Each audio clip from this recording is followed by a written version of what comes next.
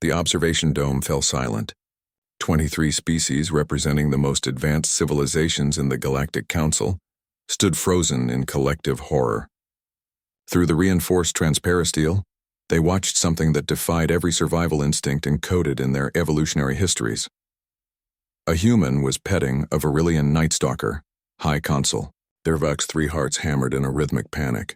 His crystalline exoskeleton flickered with distress patterns, colors that hadn't surfaced since the Plague Wars. The creature before them was death incarnate, an apex predator so lethal that entire star systems had been quarantined to contain them. 8 feet of corded muscle, obsidian scales that could deflect plasma fire, and jaws capable of crushing starship hull plating, and the human, this Liam Reyes, was scratching behind its auditory ridges. Impossible, breathed Counselor Zixtel, her serpentine body coiling tighter in fear. The sedation protocol should have— No sedation, interrupted Dr. Reyes's voice through the comm system, calm as morning frost. She's fully conscious. Just needed someone to treat her with respect instead of terror. The Night Stalker released a sound that reverberated through the dome's foundation, a deep, rumbling purr that registered on seismic monitors. Its blade-like tail, which had disemboweled trained Krellian warriors, swished lazily against the floor. One massive paw, tipped with retractable claws the length of combat knives, rested gently on Reyes's boot. Thervak had authorized this human's presence on Station Sentinel with extreme reluctance. Earth had only joined the galactic community 3 cycles ago, and their species remained unsettling. They came from a death world where predators hunted predators, where the atmosphere itself could kill with electrical storms and frozen precipitation. Yet somehow they had emerged not just as survivors but as the planet's dominant species. Still, credentials were credentials. Liam Reyes held advanced degrees in xenobiology from institutions that even Thervak's people respected.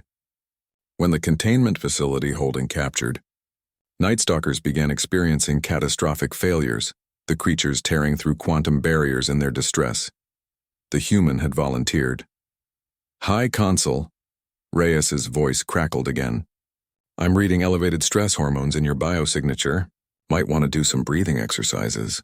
You're making Nix nervous, you named it. Thervak's translator struggled with the pitch of his voice. Her, and yes, meet Nix. Reyes ran his hand along the creature's flank in long, confident strokes. She's been in captivity for 2 years, subjected to invasive testing, kept in isolation. Of course she was violent. Your species would be too. The Night Stalker, Nix, shifted her massive head, bringing it level with Reyes's chest. Her eyes, 6 of them arranged in geometric precision, focused on the human with an intelligence that made Thervak's blood run cold. Those eyes had been the last thing thousands of beings had seen before death. Reyes met that gaze without flinching. He reached into his pack and produced something small and red. Is that— Counselor McGrath's voice was strangled. Is that human food? Apple slice. Reyes held it out on his palm. Took me a week to figure out her dietary preferences. Turns out Night Stalkers aren't obligate carnivores.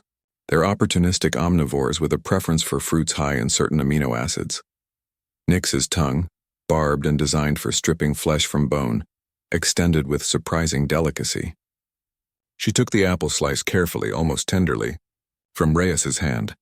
Impossible, Thervak repeated, but the word had lost its conviction. You keep saying that word. Reyes smiled, and there was something in that expression, something ancient and knowing. On Earth we used to think it was impossible to tame wolves.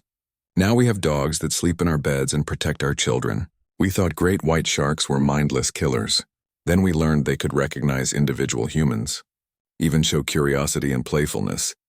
He scratched under Nix's chin, and the predator's eyes half closed in contentment. The problem isn't the creatures, High Consul. It's your fear.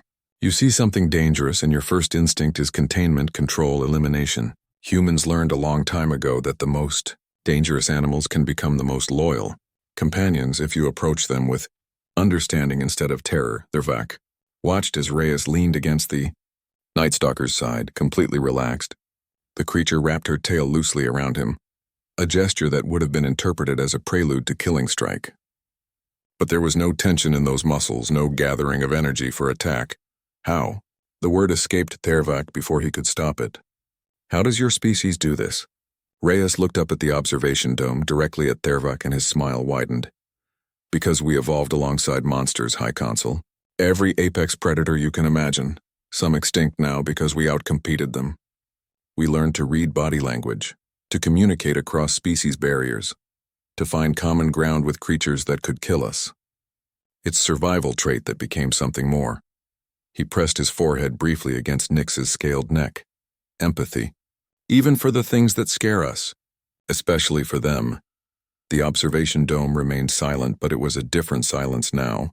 Thervak felt something shifting in his understanding. A crack in assumptions that had stood for millennia. The other Night Stalkers in containment, he said slowly.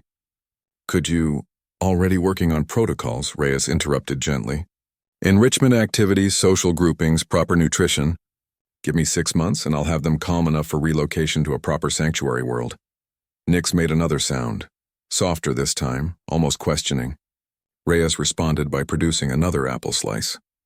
High Consul Thervak watched a human feed death by hand and understood with crystalline clarity why Earth had been marked as both a Category 12 death world and a Category 1 diplomatic priority humanity hadn't conquered their planet through superior strength or natural weapons.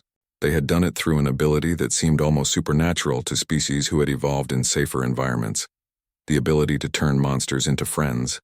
And perhaps, Thervak thought as Nyx rested her enormous head on Reyes's shoulder, that was the most terrifying thing about humans of all.